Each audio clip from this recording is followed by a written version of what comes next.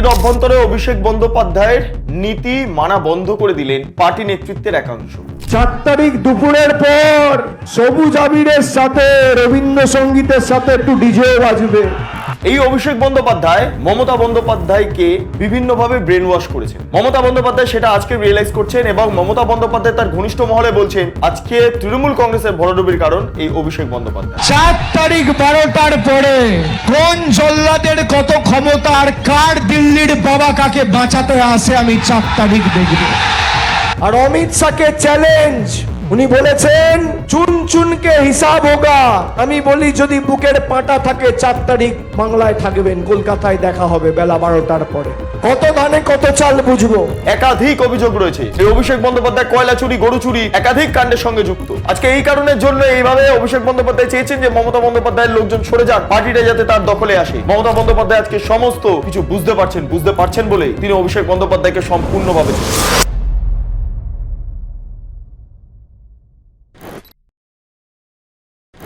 পার্টির অভ্যন্তরে অভিষেক বন্দ্যোপাধ্যায়ের নীতি মানা বন্ধ করে দিলেন পার্টি নেতৃত্বের একাংশ। হ্যাঁ, এই অভিষেক বন্দ্যোপাধ্যায় মমতা বন্দ্যোপাধ্যায়কে বিভিন্নভাবে ব্রেন ওয়াশ করেছেন নানা সময় 2014 সালের পর থেকে। মমতা বন্দ্যোপাধ্যায় সেটা আজকে রিয়েলাইজ করছেন এবং মমতা বন্দ্যোপাধ্যায় তার ঘনিষ্ঠ মহলে বলছেন আজকে আমার এই ভরাডুবির কারণ, আজকে তৃণমূল কংগ্রেসের ভরাডুবির কারণ এই অভিষেক বন্দ্যোপাধ্যায়।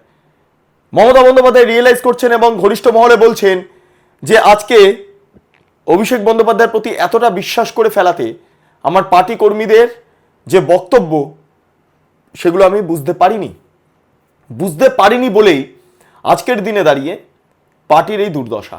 মমতা বন্দ্যোপাধ্যায় স্বয়ং বলছেন, যে এবার আমি কথা বলবো, এবার আমি সিদ্ধান্ত নেব দলের।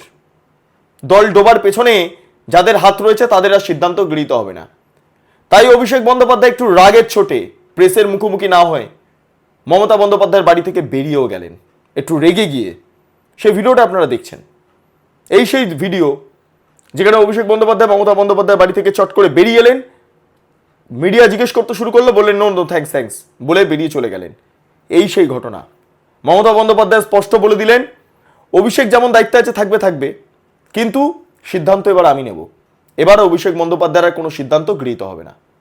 তার কারণ কেন? তার কারণ কি? কারণ এই অভিষেক বন্দ্যোপাধ্যায়কে মূলত মমতা বন্দ্যোপাধ্যায় ট্রাস্ট করেছিলেন এই ভোটে জেতার জন্য। কিন্তু অভিষেক বন্দ্যোপাধ্যায় যেভাবে গোটা ভোট পরিচালনা করেছেন, যে বক্তব্য রেখেছেন এবং দলের নিচুতলার কর্মী উঁচুতলার কর্মীদের সঙ্গে ভালো ব্যবহারও করেননি অভিষেক বন্দ্যোপাধ্যায়, এটা আজকে পরাজয়ের অন্যতম কারণ। অভিষেক বন্দ্যোপাধ্যায় কি বলেছিলেন একবার শুনুন, কি বলেছিলেন। এই সব যে সমস্ত কথার জেরে আজকে অভিষেক বন্দ্যোপাধ্যায়ের এই সমস্যা, আজকে অভিষেক বন্দ্যোপাধ্যায় বা তৃণমূলের এই সমস্যা বা মমতা বন্দ্যোপাধ্যায়ের এই সমস্যা, একবার শুনে নিন অভিষেক বন্দ্যোপাধ্যায় কি বলেছিলেন। রবীন্দ্রসঙ্গীত তো প্রতিবার বাজে, তার সাথে হালকা করে একটু ডিজে বাজবে এবার। 4 তারিখ দুপুরের পর সবুজ আবিরের সাথে রবীন্দ্রসঙ্গীতের সাথে একটু ডিজে বাজবে। 4 তারিখে তৃণমূল আরামবাগ জিতুক বা হারুক, আমরা গতবারও আরামবাগ হেরেছিলাম, গোঘাট হেরেছিলাম, খানাকুল হেরেছিলাম, পুরসুরা হেরেছিলাম, কিন্তু উদারতা পার পেয়ে গেছিলে। এবার আমি নিজে দায়িত্বে থাকব। 4 তারিখ 12টার পরে কোন জল্লাদের কত ক্ষমতা আর কার দিল্লির বাবা কাকে বাঁচাতে আসে আমি 4 তারিখ দেখব। আমি বলি ওরে মমতা ব্যানার্জির উদারতা, সিপিএম এর হারমাত গুনো জামা পাল্টে বিজেপির জল্লাদ হয়েছিস। মমতা ব্যানার্জির উদারতা, অনেক উদারতা হয়েছে। 4 তারিখ ফল ঘোষণা হবে, রবীন্দ্রসঙ্গীতের সাথে ডিজেও বাজবে, এবার বলে দিয়ে গেলাম। আর অমিত শাহকে চ্যালেঞ্জ, উনি বলেছেন চুন চুনকে হিসাব হোগা। আমি বলি যদি বুকের পাটা থাকে 4 তারিখ বাংলায় থাকবেন, কলকাতায় দেখা হবে বেলা 12টার পরে। কত ধানে কত চাল বুঝবো। আমাদেরকে ধমকানো, আপনি ভাবতে পারছেন বাংলার মাটিতে এসে বাঙালিকে শাসাচ্ছে, বাঙালিকে চমকাচ্ছে। আমরা কি খাবো উনি ঠিক করবেন। আমরা কি পড়বো উনি ঠিক করবেন, আমরা কার সাথে কথা বলবো ওরা ঠিক করবে। আমাদের মনীষীদের অপমান, রবীন্দ্রনাথ ঠাকুরকে বলছে রবীন্দ্রনাথ সান্যাল। আজকে দেখছি উত্তরবঙ্গে যোগী আদিত্যনাথের কোনো একটা সভা ছিল, সেখানে উত্তরবঙ্গকে বলছে উত্তর বিহার, রানী রাসমণিকে বলছে রানী রাসমতি, স্বামী বিবেকানন্দকে বলছে অজ্ঞ বামপন্থী প্রোডাক্ট, ঈশ্বরচন্দ্র বিদ্যাসাগরের মূর্তি ভাঙা। কি বলছে?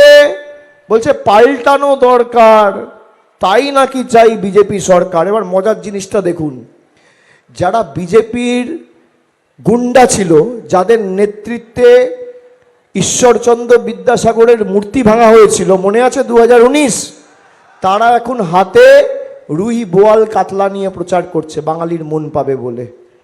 আমাদের পাল্টাতে গিয়ে নিজেরাই জব্দ হয়ে গেছে। এই হচ্ছে বাঙালির ক্ষমতা, আমাদের পাল্টাতে গিয়ে নিজেই জব্দ। অভিষেক বন্দ্যোপাধ্যায় যে বক্তব্যগুলো রেখেছেন, এইটা আজকে তৃণমূল কংগ্রেসের ভরাডুবির অন্যতম কারণ। এত উদ্ধত্ত, এত বড় নেতা, সেই নেতার কাছে পৌঁছানো যায় না, দলের নেতৃত্বরা পৌঁছাতে পারেন না। এত বড় নেতা, প্যারাশুট নেতা এই অভিষেক বন্দ্যোপাধ্যায়। আপনারা অনেকেই জানেন যে তার একটা দুর্ঘটনা ঘটেছিল, এবং সেই দুর্ঘটনা ঘটার পরিপ্রেক্ষিতে দাঁড়িয়ে মমতা বন্দ্যোপাধ্যায় ভেবেছিলেন এর নেপথ্যে কনস্পিরেসি আছে, এটা কেউ না কেউ এটা করতে পারে, তাই অভিষেক বন্দ্যোপাধ্যায়ের নিরাপত্তা বাড়িয়ে দেওয়া ইত্যাদি ইত্যাদি সমস্ত কিছু করেছিলেন। অভিষেক বন্দ্যোপাধ্যায়কে মমতা বন্দ্যোপাধ্যায় তুলেছিলেন, কিন্তু অভিষেক বন্দ্যোপাধ্যায়ের উত্থানের অন্যতম কারণ আইপ্যাক। কারণ অভিষেক বন্দ্যোপাধ্যায় মমতা বন্দ্যোপাধ্যায়কে বুঝিয়েছিলেন যে দলকে ঠিকমতো তৈরি করতে গেলে, দলের প্রভাব রাখতে গেলে দলের অভ্যন্তরে কর্পোরেটাইজেশনের প্রয়োজন রয়েছে, অর্থাৎ কর্পোরেট ব্যবস্থা দলের অভ্যন্তরে চালু হওয়ার প্রয়োজনীয়তা রয়েছে। কেমন কেমন না, দলকে নির্দিষ্টভাবে একটা টিম তৈরি করতে হবে, সোশ্যাল মিডিয়া টিম তৈরি করতে হবে, গুন্ডার টিম তৈরি করতে হবে যারা ভোট লুট করবে, দলের অভ্যন্তরে একটা ইমেজ বিল্ডিং এর ব্যাপার থেকে যাবে। এই সমস্ত আইডিয়াসগুলো মমতা বন্দ্যোপাধ্যায়কে দিয়েছিলেন। এবার মমতা বন্দ্যোপাধ্যায় তো গ্রাউন্ড লেভেলে কাজ করে আসা লোক, তিনি বুঝতে পারেননি। অভিষেক বন্দ্যোপাধ্যায় যে মতামত সেটাকে গ্রহণ করেছেন, গ্রহণ করার পর ধীরে ধীরে বুঝতে পারলেন যে ক্রমে পার্টিটা অভিষেক বন্দ্যোপাধ্যায়ের হাতে চলে যাচ্ছে। অভিষেক বন্দ্যোপাধ্যায় ভেতরে দাবি করতে শুরু করলেন, এবার আমাকে মুখ্যমন্ত্রী করতে হবে, তোমাকে জায়গা ছেড়ে দিতে হবে পিসি। মমতা বন্দ্যোপাধ্যায় রাজি হলেন না, বিতর্ক দানা বাঁধলো, সংঘাত দানা বাঁধলো দলের অভ্যন্তরে। সেই সংঘাত আবারও কমলো, আবার বৃদ্ধি পাইল। এই যে পরিস্থিতি, এই অবস্থায় দাঁড়িয়ে এবার কি হলো? দেখা গেল যে মমতা বন্দ্যোপাধ্যায় দেখলেন অভিষেক বন্দ্যোপাধ্যায় ধীরে ধীরে পার্টিটাকে গ্রাস করে ফেলছেন। দলের যারা পুরনো কর্মীরা তারা অভিষেক বন্দ্যোপাধ্যায়ের কাছে, মানে বয়স্ক, অভিষেক বন্দ্যোপাধ্যায়ের চেয়ে অনেক বড় বয়স, তারা এরকম নত হচ্ছেন, অভিষেক বাবু। এবং এটা খুব ইম্পর্টেন্ট, ধীরে ধীরে সবাই বলতেন অভিষেক দা, এখন তারপর বলতে শুরু করলেন বস ছাড়া কোনো কথা নয়। এবং আইপ্যাকের অভ্যন্তরেও বস এবং ম্যাডাম হচ্ছেন মমতা বন্দ্যোপাধ্যায় এবং বস হচ্ছেন অভিষেক বন্দ্যোপাধ্যায়। এইভাবে দুজনকে সম্বোধন করা হতো আইপ্যাকের অভ্যন্তরেও এবং পার্টির অভ্যন্তরেও। দিদি বা অভিষেক দা যেভাবে সম্বোধন করা হতো সেটা আর করা সেটা হলো না, মানে সেটা শেষ হয়ে গেল, সেই জমানার শেষ। কর্পোরেট ব্যবস্থা অভিষেক বন্দ্যোপাধ্যায়কে মেরে ফেললো, তৃণমূল কংগ্রেসকে মেরে ফেললো। আজকে পার্টির এই দশা। তাই মমতা বন্দ্যোপাধ্যায় ঘনিষ্ঠ মহলে বলেন অভিষেক বন্দ্যোপাধ্যায়ের কোনো কথা আর চলবে না, এবার যা বলবো আমি বলবো, দলের সিদ্ধান্ত আমি গ্রহণ করব, আমি বুঝবো দল কিভাবে চলে। সেই কারণের জন্য অভিষেক বন্দ্যোপাধ্যায় গোঁসা হলেন মমতা বন্দ্যোপাধ্যায়ের প্রতি, এবং তিনি কালীঘাটের বাড়ি থেকে একদম হন্তদন্ত হয়ে বেরিয়ে এলেন। মিডিয়া জিজ্ঞেস করলো কিছু বলবেন, বললো নো থ্যাঙ্কস বলে গাড়িতে চেপে চলে গেলেন। এই সেই ভিডিওটা যেটা অভিষেক বন্দ্যোপাধ্যায় বেরিয়ে যাচ্ছেন। মমতা বন্দ্যোপাধ্যায়ের মধ্যে এখন অনেক রাগ। তিনি ঘনিষ্ঠ মহলে বলছেন যে আজকে আমার এই দুর্দশা, পার্টির এই দুর্দশার অন্যতম কারণ অভিষেক। এই অভিষেকের জন্য শুভেন্দুকে সরাতে হয়েছে আমায়, আর আজকে সেই শুভেন্দু অন্য একটি দলে গিয়ে 5 বছর রাজনীতি করার পরেই মুখ্যমন্ত্রী হয়ে গেল। এইটা বলছেন মমতা বন্দ্যোপাধ্যায়। শুধু মমতা বন্দ্যোপাধ্যায় নয়, অন্যান্য যারা তৃণমূল বিধায়করা রয়েছেন, যারা জিতে এসছেন, তারা পর্যন্ত এক কথা বলছেন। তারা বলছেন মমতা বন্দ্যোপাধ্যায়ের অতি নির্ভরশীলতা অভিষেক বন্দ্যোপাধ্যায়ের প্রতি, এটাই কাল হয়ে দাঁড়ালো, এটাই পার্টির ক্ষতি করলো। এবং এটাও বলছেন যে শুভেন্দু অধিকারী নিজের যোগ্যতা অনুসারে নিজের জায়গা পেয়েছেন, শুভেন্দুরিতে জায়গা পাওয়ার কথা ছিল তৃণমূল কংগ্রেসে, সেটা দেওয়া হয়নি। অভিষেক বন্দ্যোপাধ্যায়কে জায়গা ছেড়ে দেবেন বলে মমতা বন্দ্যোপাধ্যায় শুভেন্দুর সাথে ব্যবহার খারাপ করেন, অধিকারী পরিবারের সঙ্গে ব্যবহার খারাপ করেন, শিশির অধিকারীর সঙ্গে ব্যবহার খারাপ করেন, দিব্যেন্দু অধিকারীর সঙ্গে ব্যবহার খারাপ করেন, সৌমেন্দু অধিকারীর সঙ্গে ব্যবহার খারাপ করেন, কৃষ্ণেন্দু অধিকারীর সঙ্গে ব্যবহার খারাপ করেন।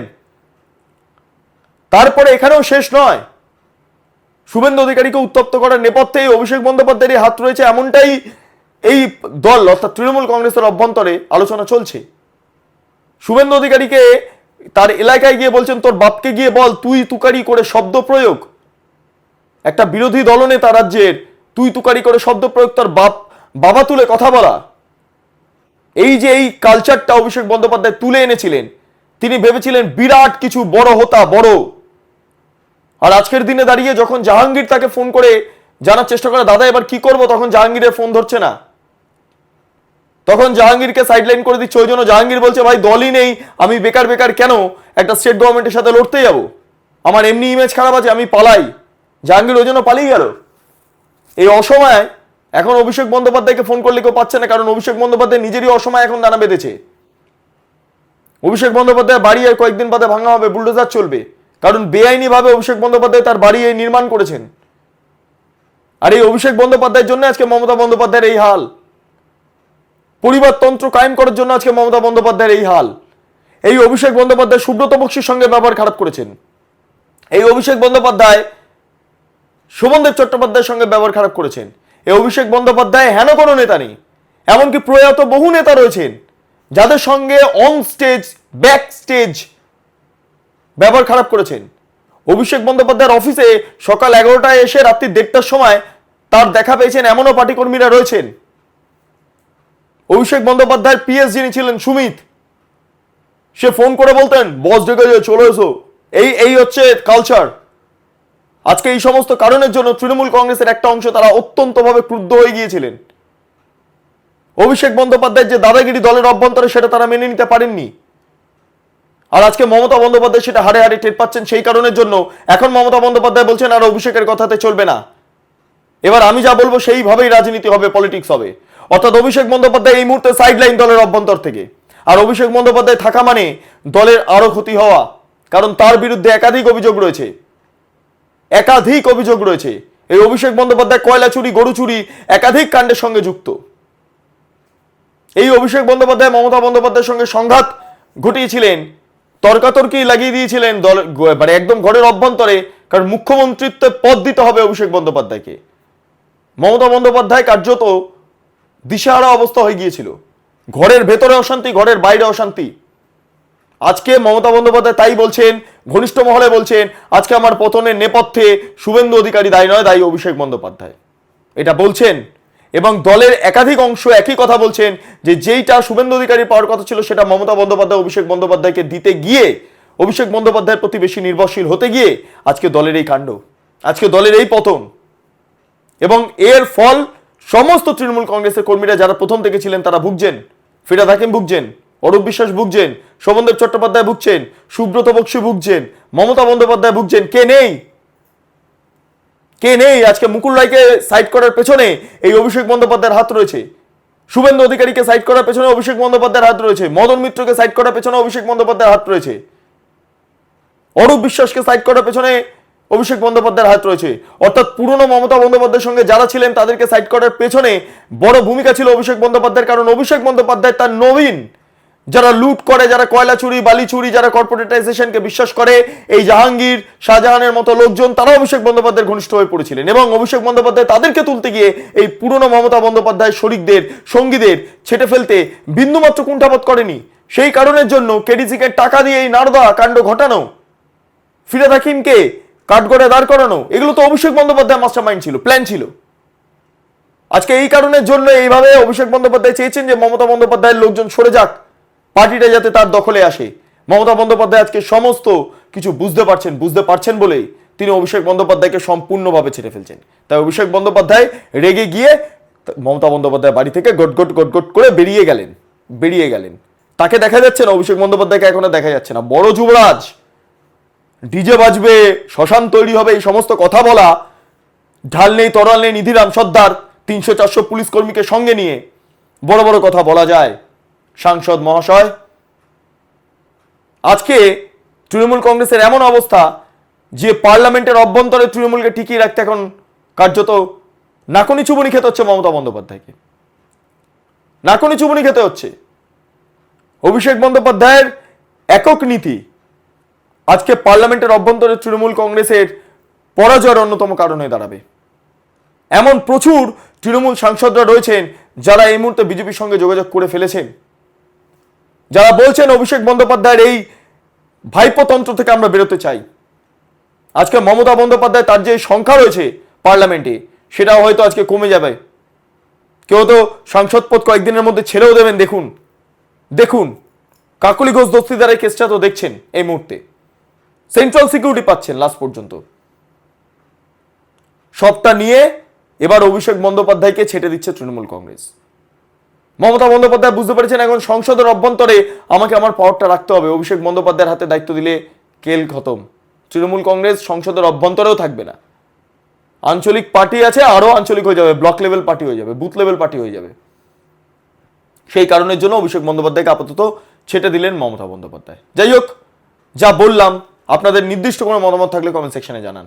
আপনারা এতক্ষণ ধরে দেখছিলেন বেঙ্গল লিবার্টি। চ্যানেলটা অবশ্যই ভালো লাগলে লাইক করুন, সাবস্ক্রাইব করুন, শেয়ার করুন, বেল আইকন ক্লিক করুন www.bengalliberty.com। সেখানে ক্লিক করুন, সমস্ত খবর আপনাদের জন্য সাজানো রয়েছে। স্বাধীন, কাঁচিন এবং গেরিলা সাংবাদিকতার পাশে দাঁড়ান। অসংখ্য ধন্যবাদ।